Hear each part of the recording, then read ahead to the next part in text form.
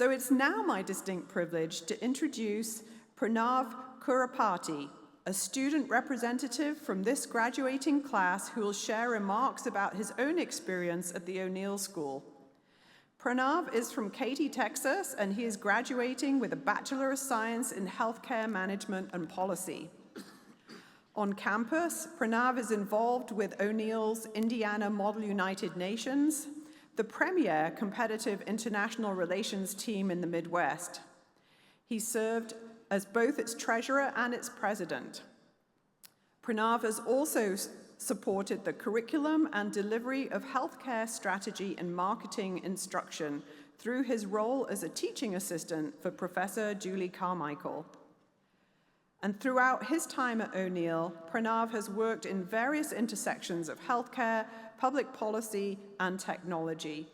He served as a legislative intern in the US House of Representatives and a policy consulting intern for one of Washington, D.C.'s top government affairs consulting firms. Pranav has also interned at a leading healthcare service organization, conducting business intelligence analytics for the largest hospital in the country.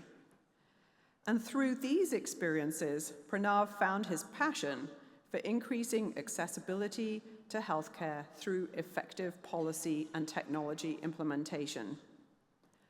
Following graduation, Pranav will follow his passion for healthcare strategy at West Monroe Consulting, full-time in Chicago, Illinois.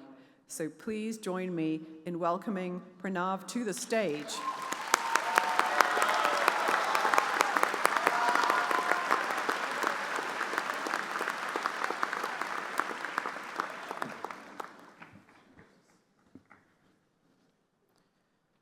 Many immigrant kids, like myself, grow up hearing the same stereotypes, that our parents want us to be doctors and engineers. They want us to go to school for years and years and ultimately achieve high pay, basically a parent's dream for their kids. My parents, they thought different. Instead of wanting me to be a doctor or an engineer, they really only wanted me to be an engineer.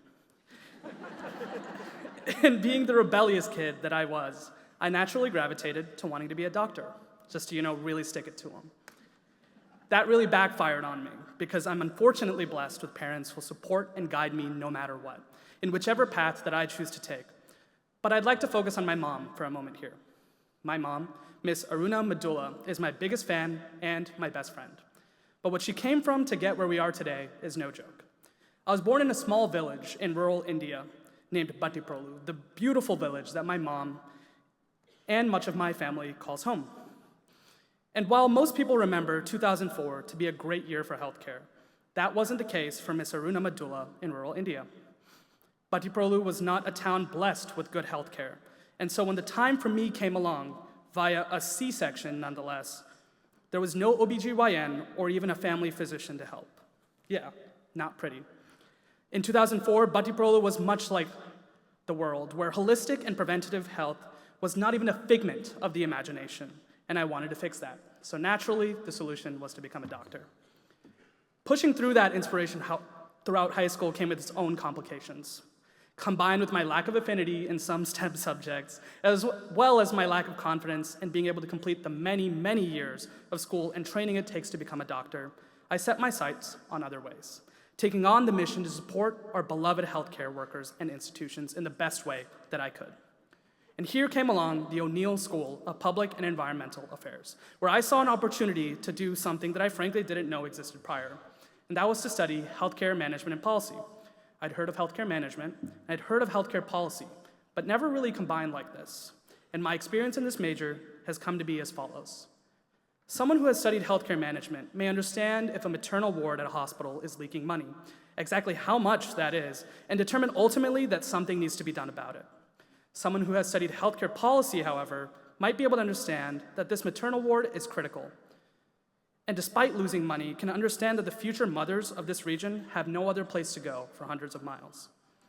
But someone who has the acumen of both aspects can understand the importance of the ward to the people of the region and come up with a creative solution backed by hard evidence-based thinking and ensure that the local community can have access to this critical maternal care while also ensuring that it's financially sustainable. And that's what makes the school so special.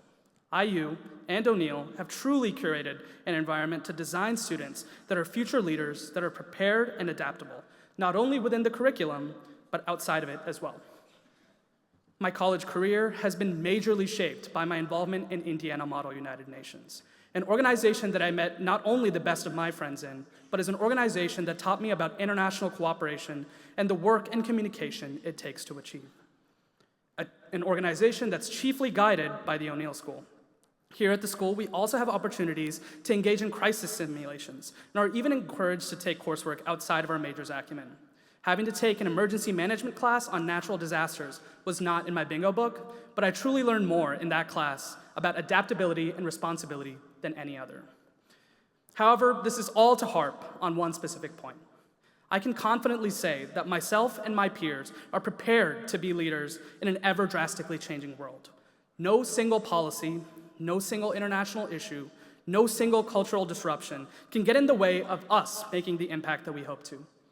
My peers here at the O'Neill School have ambitions beyond anything I could ever comprehend, and my ambition may seem minuscule in comparison. But if the work that I can do to shape healthcare policy and the way it's managed can do one thing, it's to help shape the life of another Miss Aruna Madula out there. Someone who may not have access to the critical information and resources to access a basic human right. The right to live a long life in good health and to continue making an impact for someone else. Thank you.